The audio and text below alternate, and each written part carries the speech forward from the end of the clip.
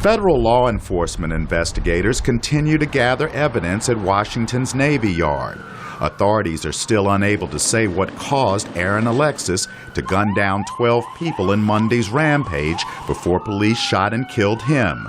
Witnesses say Alexis, the former Navy reservist and contract worker, entered the building with a shotgun and a short time later began firing.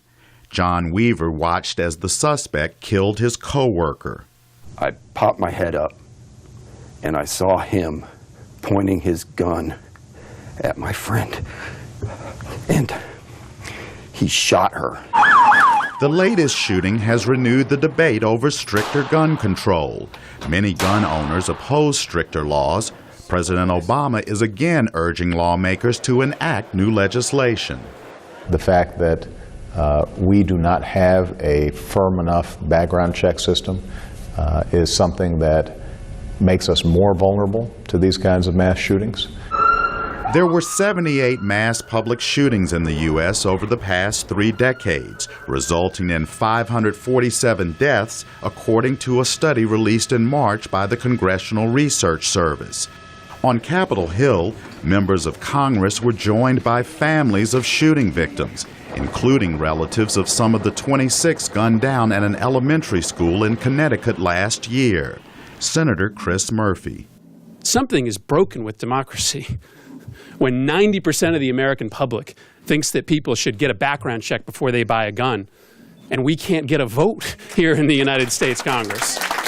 Earlier this year, gun control legislation died in the Senate when some Democrats and many Republicans opposed new restrictions on firearm purchases.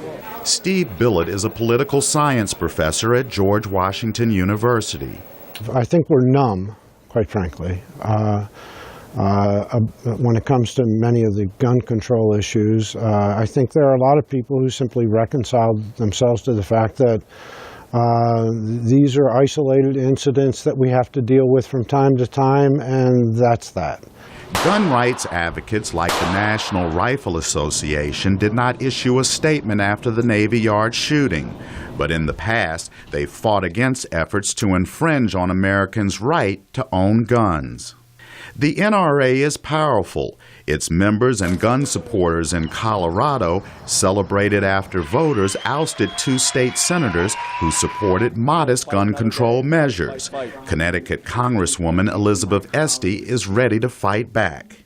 This cannot become the new normal. This is unacceptable. Despite calls for stricter gun control, analysts say there's still not enough support in Congress to pass gun legislation this year. Chris Simpkins, VOA News, Washington.